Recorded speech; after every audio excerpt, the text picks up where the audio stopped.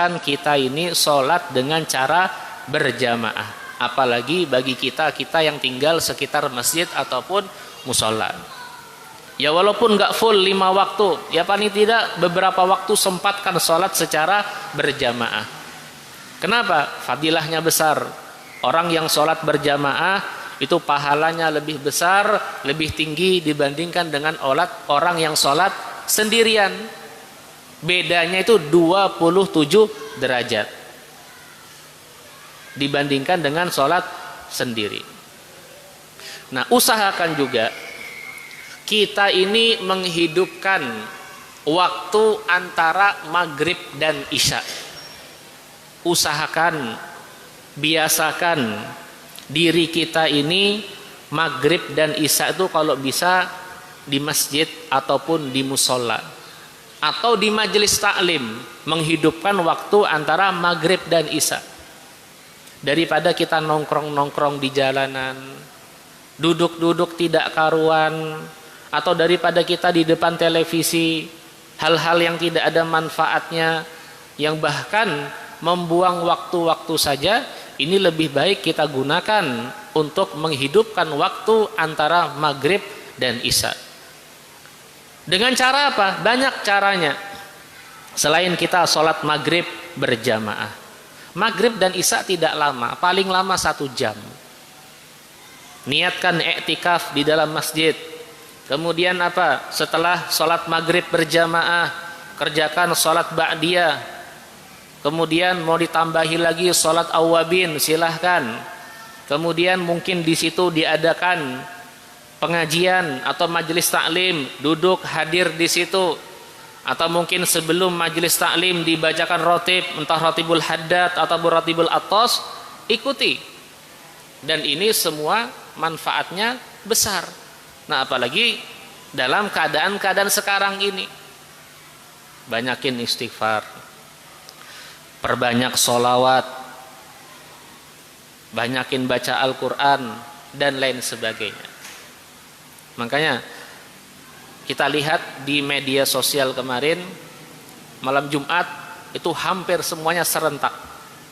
Mereka membaca rotib setelah sholat maghrib. Ya walaupun tidak semuanya, tapi sebagian besar, terutama di daerah Jawa, mereka mengamalkan baca rotib. Nah, ini bedanya apa?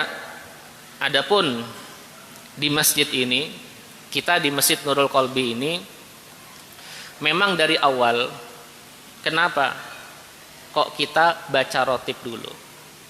Kenapa nggak langsung pengajian? Di satu sisi, ya terserah, ini pendapat masing-masing. Di satu sisi, kita punya hati ini perlu makanan. Kita punya hati perlu makanan. Kita punya dohir pun perlu makanan. Adapun dohir kita, makanannya apa? Ya nasi, roti, minum, ini itu makanan dohir. Untuk badan kita perlu makan, perlu minum. Hati kita juga perlu makan dan minum. Lalu apa? Makan dan minum bagi hati kita, supaya hati kita ini tidak keras hatinya, tidak mati hatinya. Artinya apa? Supaya gampang menerima nasihat, supaya gampang menyesali akan perbuatan dosa-dosa. Makanya ya sudah, kita ambil, sudah kita bacakan rotibul atos. Ini rotibul atos ada 2, ada rotibul atos, ada rotibul haddad, ada lagi rotibul idrus.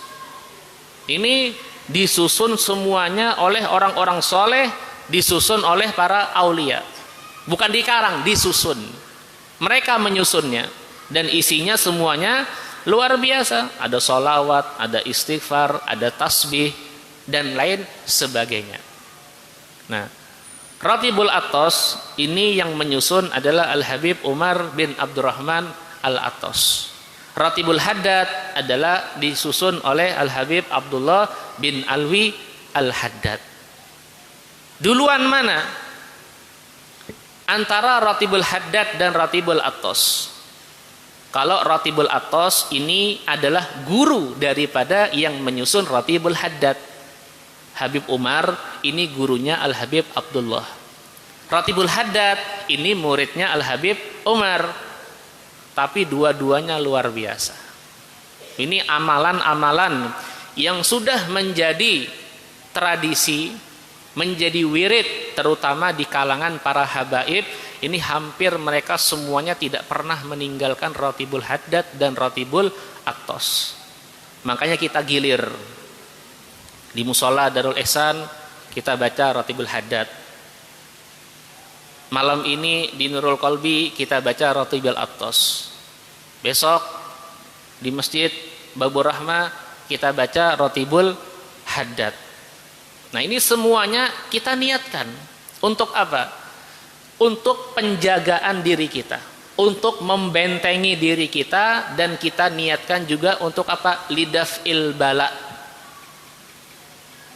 menjauhkan kita, melindungi kita daripada bala ataupun musibah. Insya Allah berkat kita membaca Ratib ini, insya Allah kita semua dijauhkan dan dijaga oleh Allah daripada segala macam wabah, penyakit dan lain sebagainya. Amalkan, diamalkan. Ya minimal seminggu sekali. Cuma kalau memang bisa di rumah nggak ada kerjaan, amalkan baca tiap hari Ratibul Atos, Ratibul Haddad, Wirdul Latif dan lain sebagainya, Wirdus Syakron, dan doa-doa apa saja silahkan. Nah, makanya ada hikmahnya. Dengan kejadian sekarang ini ada hikmahnya. Apa hikmahnya? Hikmahnya apa? Kita ini semakin mendekatkan diri kita kepada Allah Subhanahu wa Ta'ala. Kenapa demikian? Ini bisa jadi wabah yang terjadi pada saat sekarang ini bisa menjadi teguran. Kenapa? Kita ini lalai kepada Allah, kita lupa kepada Allah, kita jauh daripada Allah Subhanahu wa Ta'ala, sehingga dengan adanya wabah musibah seperti ini kita mendekatkan diri. Yang biasanya nggak pernah istighfar, tiba-tiba rajin istighfar. Yang biasanya nggak pernah sodako, rajin sodako. Yang biasanya nggak pernah menyebut kalimat tasbih, tahmid, tahlil, dia perbanyak menyebut kalimat-kalimat tersebut. Ini ada hikmahnya semua. Semua yang terjadi di dunia itu ada hikmahnya. Kita ambil hikmahnya saja. Nah, makanya usahakan maghrib dan isya ini kita isi dengan seperti pengajian, nuntut ilmu, kemudian zikir, rotib dan lain sebagainya. Nah, isya selesai, nah silahkan mau melanjutkan kegiatannya masing-masing, aktivitasnya masing-masing, silahkan. Cuma biasakan maghrib dan isya ini kita kalau bisa tetap di masjid ataupun di musola, tidak keluar, sambil banyak-banyak berdoa kepada Allah Subhanahu wa Ta'ala.